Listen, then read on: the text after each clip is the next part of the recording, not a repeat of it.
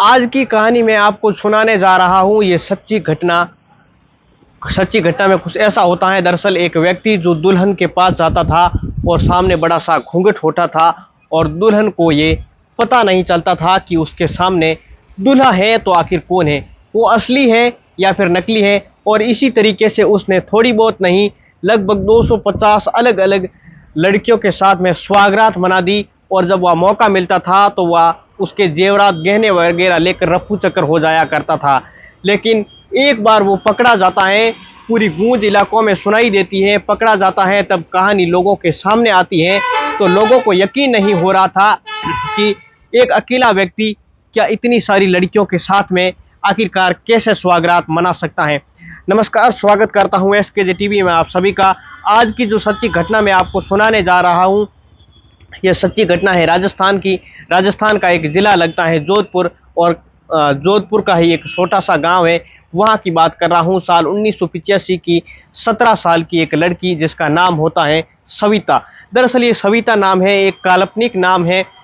सविता के घर में रात के लगभग 1 बजे के आसपास का ये वाकया होता है। सविता के घर में दरवाज़ा खटखटाया जाता है। जैसे ही दरवाज़ा खटखटाया जाता है तो बाहर से एक व्यक्ति की आवाज़ आती है कि मैं मनोज बाड़मेर से आया हूँ। अब बाड़मेर से वो सविता की जो चाची होती है, साथ ही उसकी माँ होती है, पिताजी बाकी मर्द कोई घर में तो थे नहीं, वह घर में नहीं थे तो उस वक्त घर से कई बार गए हुए थे। दरअसल ये जो बाड़मेर का रहने वाला मनोज है वो इस सविता का पति होता है, और सविता की शादी लगभग साल 1981 में हो जाती है। लेकिन शादी ज़रूर हो जाती है, उसका गोना नहीं होता है। गोना यानी कि मुकलावा। वो एक ऐसा दौर था जो नाबालिग लड़कियों की शादी हो जाया करती थी और कई साल के बाद में गोना होता था, यानी कि मुकलावा होता था। अब तक उसका गोना नहीं हुआ था, तब तक वह दुल्हन है जो अपने घर में रहती थी, ससुराल नहीं जाया करती थी। इसलिए मनोज ने कहा कि मैं बाहर से आ रहा था, थोड़ी रात हो गई है, इसलिए अगर आपको कोई एतराज़ ना हो तो क्या मैं घर के अंदर आ सकता हूँ। अब जवाई राजा थे तो कौन क्या मना कर सकता है।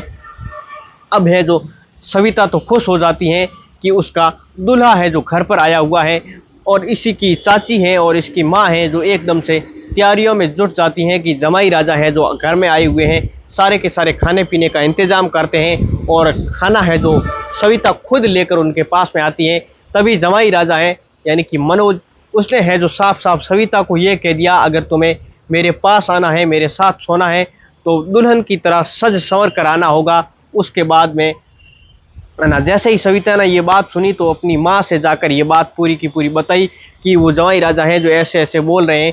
तो माँ ने कहा कि जैसा सुना है कोई दिक्कत नहीं है, गोना होकर वैसे भी तुम्हें ससुराल ही जाना है, अगर तुम्हें बुला रहे हैं तो तैयार होकर तुम दुल्हन की तरह चले जाओ, इसमें कोई ऐतराज़ वाली बात नहीं है। अब सविता है जो पूरी तरीके से सजती हैं, संवरती हैं, सज धज कर पूरी दुल्हन की तरह वो जेवरात वेवरात पहन के अपना श्रृंगार करके उसी हिसाब से वह पहुंच जाती हैं अपने सुहागरात की सेज पर। वहां पर है जो पहले से उनका इंतजार कर रहा था, उसका नाम होता है मनोज, उसका पति। दोनों के बीच में अब बातचीत शुरू होती है। कम से कम कई घंटे हैं जो बीत जाते हैं। उसके बाद में उसके जेवरात और उसके कपड़े हैं जो लड़की के उतार दिए जाते हैं, एक तरफ रख दिए जाते हैं। तब वह आराम से उसके साथ में वह सुहागरात मनाता है, और सुहागरात मनाने के बाद में जब वह दुल्हन होती है सविता, वो आराम से सो जाती है। सोने के बाद में जब लगभग सुबह के 3 या 4 बजे के आसपास का वक्त रहा होगा, वह मौका पाते ही मनोज चुपचाप वहाँ से चला जाता है। लेकिन साथ में वो उसके जेवरात वगैरह हैं वो लेकर रफू चक्कर हो जाता है। उसने कहा कि पहले ही कह दिया कि थोड़े पुराने हो गए हैं, इन्हें मैं ठीक करा दूंगा, ठीक करा के वापस ले आऊँगा। दुल्हन तो वैसे ही खुश हो जाती हैं क्योंकि उसकी ज़िंदगी की ये पहली रात थी जब उसने अपने पति के साथ में ये रात बिताई थी। तब वो तो वहाँ से चला जाता है। उसके बाद में उसके जो घर परिवार वाले बाकी जो लोग थे, 1-2 दिन के बाद में ऐसा देखते हैं कि और ये बात तो आई गई जैसी हो जाती है। घर वालों को ये बताया जाता है कि बाड़मेर से मनोज आए थे और इस तरीके से वो रुके थे। तब घर वालों के लिए भी कोई नई बात नहीं थी, क्योंकि बहुत है जो आराम से बात, क्योंकि जमाई राजा अगर ससुराल में आके रुके हैं तो इसमें कोई अपराध वाली बात नहीं है। लेकिन 1 महीना बीत जाता है, और 1 महीना बीतने के बाद में जवाई राजा हैं जो फिर से उसी घर में आ जाते हैं। जैसे ही जवाई राजा आते हैं तो उस वक्त सविता के पिताजी होते हैं, वो घर के आगे बैठे होते हैं, मौजूद होते हैं। सविता के पिता ने ज़ोर ज़ोर से आवाज़ लगानी शुरू कर दी कि जवाई राजा आए हैं, देखो ज़रा खाने पीने का कोई है जो इंतज़ाम करो। अब घर में जो भी महिलाएं थी, सविता की माँ हो या चाची हो और भी कोई सदस्य हो, वो सारे के सारे जवाई राजा के लिए खाने पीने का इंतज़ाम करने लगते हैं। जवाई राजा को रात को रुकना था तो अपनी दुल्हन के साथ जैसे ही जवाई राजा है जो जाते हैं अपनी दुल्हन के पास में जाते हैं, तो जैसे ही दुल्हन का घूंघट उठाकर देखते हैं, घूंघट उठाकर देखने के बाद में अब दुल्हन ने जो उनकी तरफ देखा तो उसको देखते ही उसकी आंखें हैं जो खुली की खुली रह जाती हैं, क्योंकि जो मनोज, वो मनोज नहीं था, कोई और था। 1 महीने पहले जो आया था व्यक्ति, यानी कि उसमें और इसमें फ़र्क था। सुहागरात कोई और मना के चला गया था, उसकी जेवरात हैं जो कोई और लेके चला गया था। अब इस बात को देखने के बाद में उस लड़की को चक्कर आ जाता है। चक्कर आने के बाद में वह लड़की सविता बेहोश हो जाती है। जैसे ही वह लड़की बेहोश हो जाती है तो घर वाले भी मौके पर आते हैं, और जब मौके पर आते हैं तो इस बीच में देखा जाता है कि आखिरकार ये मनोज है, कोई और तो नहीं है। लड़की अपनी माँ से ये बात बताती है कि चाची से अब ये बात बताती हैं, दोनों से पूरी बात है जो बयां करती हैं। माँ और चाची कहती हैं कि इस बात को किसी को भनक ना लग जाए, अगर भनक लगी तो तुम्हारी ज़िंदगी है जो बद से बदतर हो जाएगी। ये असली वाला तुम्हारा दामाद है, ये तुम्हें अपनाएगा ही नहीं, यानी कि उसकी माँ को कहती है वो चाची। मनोज को कोई पूछने वाला था नहीं, क्योंकि वो तो चोर था, वहाँ से भाग गया था। अब इस लड़की की तबीयत खराब हो गई थी, फिर से ऐसा ही बहाना बनाने के बाद में मामले को वहाँ पे दबा दिया जाता है। लेकिन जब पूरे परिवार को ये बात पता चल जाती है, पूरे परिवार में फैल जाती है, तो परिवार के लोगों को बड़ा आश्चर्य हो रहा था, हैरानी हो रही थी कि आखिरकार वो व्यक्ति कौन था जो घर के अंदर आता है जवाई राजा बन के, और घर के अंदर पूरी रात रुकता है, लड़की के साथ में सुहागरात मनाकर भी चला जाता है। तो घर वाले भी परेशान हो जाते हैं। लेकिन ये कोई पहला मामला नहीं था उस व्यक्ति के लिए, बल्कि किसी न किसी गांव में इस तरीके से वो वारदात को अंजाम दे रहा था। और कोई व्यक्ति था जो लगातार ये रिसर्च किया करता था कि घर में मर्द हैं कि नहीं है, कहीं चले गए हैं, तो कुछ ऐसी ही लड़कियों की वो तलाश किया करता था, जिसमें क्या लड़की की शादी ज़रूर हो गई थी, लेकिन उसका है जो गौना नहीं हुआ है, वह अपने ससुराल में गई नहीं हो विदा होकर। ऐसे ही घरों की वो तलाश किया करता था। अब चाहे जोधपुर हो या बाड़मेर हो, अलग अलग जगहों पर, अलग अलग गाँव में ऐसे ही घरों को वो चोर था जो चिन्हित कर रहा था। वहाँ जाता था रात को ऐसे वक्त में जहाँ पर कोई घर वाले हैं जो मना ना कर सके। साथ ही महिलाओं के जो घूंघट होते हैं राजस्थान की एक प्रथा है, वो आप सभी जानते हैं कि अपने आप में वो घूंघट थोड़ा सा नीचे रखती हैं। वो महिलाएं कई बार हैं जो मर्दों को पहचान नहीं पाती हैं। शादी होती भी होगी तो ऐसे वक्त में जब घूंघट नीचे होगा तो वो अपने दूल्हे को पहली बार नहीं पहचान पा रही थी। वो दौर 1985-86 का था। मोबाइल भी नहीं था, टेलीविज़न भी नहीं था, दुनिया में है जो प्रिंट मीडिया के साधन भी इतने नहीं थे। फोटोग्राफी थी तो बहुत लिमिट लोगों के साथ में फ़ोटो खींचे जाते थे, क्योंकि बात 1985 की यहाँ पे चल रही है। इस तरीके से लगातार जवाई था वो चोर बन के जाता था और सुहागरात लड़कियों के साथ में मनाया करता था। वहाँ मनाने के बाद में सारा का सारा सामान समेट कर वहाँ से चुपचाप आराम से निकल जाया करता था, और किसी को कानों कान खबर भी नहीं लगती थी। जब वो लड़की अपने असली दूल्हे को देखती तब जाकर पता चलता था कि उसके साथ में फ्रॉड हुआ है। सुहागरात तो कोई और ही मना के चला गया है, उसके सारे के सारे पैसे लेकर चला गया है, ज्वेलरी है थी वह भी लेकर चला गया है। इस तरीके से लगातार है जो ये चल रहा था, और ऐसे चलते चलते कुछ वक्त बीत जाता है। और ये बात है 24 अगस्त साल 1988 की, और बाड़मेर ज़िले का एक थाना लगता है चौटन, उसी का ही एक गांव लगता है। रात के लगभग 9:30 बजे के आसपास का वक्त हो रहा था, और एक घर का दरवाज़ा है जो वही चोर है जो आता है और खटखटाता है। और जैसे ही दरवाज़ा खटखटाया गया था, इस बीच में जो आवाज़ लगती है कि कौन हो, तो वो कहता है आपका जवाई। जब जवाई की बात आती है तो दरवाज़ा खुल जाता है। दरवाज़ा खुलने के बाद में वह आराम से बैठता है। उसके बाद में कुछ नाश्ते पानी का इंतज़ाम होता है, क्योंकि वो दौर ऐसा था जहाँ पर बिजली भी हर गांव में नहीं पहुँच पा रही थी। ज़्यादातर शहरों में बिजली हुआ करती थी, और इसलिए जब रात में वह पहुंचता है तो अंधेरे में कई महिलाएं वैसे भी नहीं पहचान पा रही थी।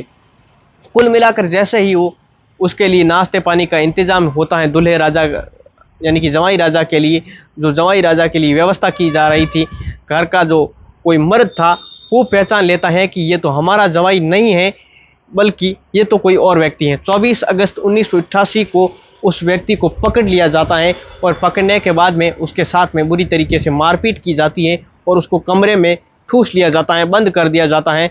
जब उसको बुरी तरीके से पीटा जाता है, उससे पूछा जाता है कि भाई तुम्हारा नाम क्या है, तब वह बताता है कि मेरा नाम जियाराम जाट है और वह लिम्न कोर्ट का रहने वाला है।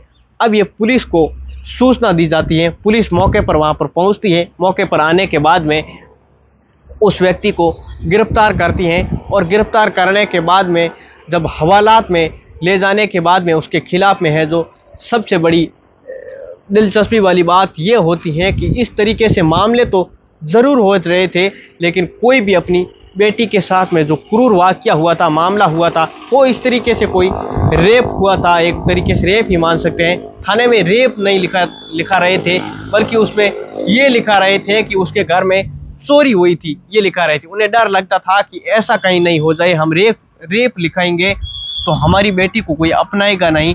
चौहटन थाने में 4 मुकदमे दर्ज हो जाते हैं और बाड़मेर कोतवाली में भी मुकदमे दर्ज हो रहे थे। समदड़ी, थोरी मिन्ना, जोधपुर के सरदारपुरा, गुड़ा मालानी और इस थानों में है जो लगभग एक मुकदमे दर्ज हो चुके थे। कुल मिलाकर इन सभी थानों में 19 मुकदमे हैं जो दर्ज हो चुके थे और 19 मुकदमों में ज़्यादातर ऐसे ही मामले दर्ज हुए थे। रात में चोर आया था और हमारी बेटी के सारे हैं जो जेवरात लेकर फरार हो गया था। ये कोई नहीं बता रहा था कि उनके साथ में सुहागरात मना के भी चला गया था। ये बताने को तैयार नहीं हो रहे थे लोग। उसने है जो इस तरीके से काम भी किया था। जब पुलिस ने इस जियाराम जाट से पूछा तो जियाराम जाट ने लोगों के सामने और पुलिस के सामने ये सच बताया। उसको सुनने के बाद भी पुलिस भी हैरान रह जाती है कि 19 मुकदमे उसके ऊपर दर्ज हुए थे और 250 से ज़्यादा ऐसी सुहागरात उसने मनाई। ये बात उसने स्वीकार कर ली और उसने पूरी कहानी बयां की, किस किस तरीके से उसने वो दस्तक देता था और पहले रिसर्च किया करता था। घर में जब कोई मर्द नहीं होते थे, औरतें ही होती थी, तब वह उनके घर में जाया करता था। लंबे घूंघट के सामने लड़कियां पहुंचती थी और दामाद बनकर वो उनके साथ में सुहागरात मना लिया करता था। पहले से ही इतनी लड़कियां तो शर्मीली हुआ करती थी पहले के ज़माने में। वह सुहागरात की सेज पर आ जाया करती थी तो विरोध भी नहीं किया करती थी। ताज़ा मामला हुआ करता था पति और पत्नी के बीच में, जैसे ही वह करता था।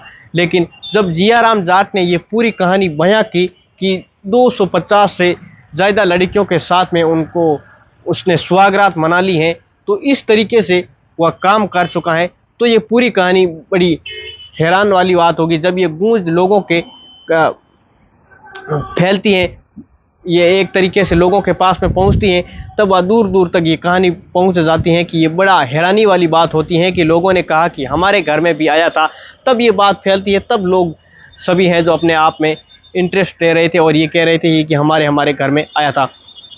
लेकिन पुलिस है जो उस हिसाब से काम कर रही थी कि चोरी के मुकदमे जो दर्ज हुए थे उस हिसाब से पुलिस को काम कर रही थी। चोरी के मुकदमे दर्ज होने के बाद में वो पकड़ा जाता है। पकड़ा जाने के बाद में भी वो ये इस तरीके से है जो घटनाओं को अंजाम दे रहा था, क्योंकि दोस्तों इस तरीके से चुपके से वो जाता था।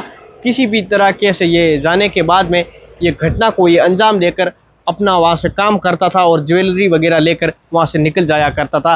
अब जब हैं जो ये मुकदमे चलते थे तो जियाराम जाट के ऊपर, तो वो जेल में ज़्यादा दिन तक टिक नहीं पाता था, क्योंकि चोरी के जो मुकदमे थे पुलिस जो उस पर सामान्य सी धाराओं में मुकदमा दर्ज किया करती थी और ये ऐसे मामला चलता रहता था। कुल मिलाकर साल 2014 आता है और बाड़मेर ज़िले का ही एक खार या खुर्द एक जगह लगती है, उसी की सरहद की पास में पुलिस को एक लाश मिलती है।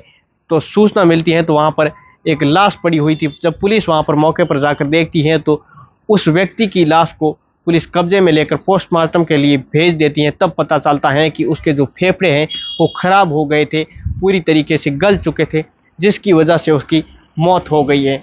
और जब है जो उसकी जांच की जाती है तब पता चलता है कि ये तो वही व्यक्ति था जिसने 250 से ज़्यादा लड़कियों के साथ में सुहागरात मनाई थी और वह उसके ज्वेलरी लेकर वहाँ से रफू चक्कर हो जाया करता था, यानी कि भाग जाया करता था। दरअसल दोस्तों, इस कहानी को सुनाने का उद्देश्य किसी को परेशान करना नहीं है, किसी का दिल दुखाना नहीं है, बल्कि आपको सावचेत करना है, आपको सचेत करना है।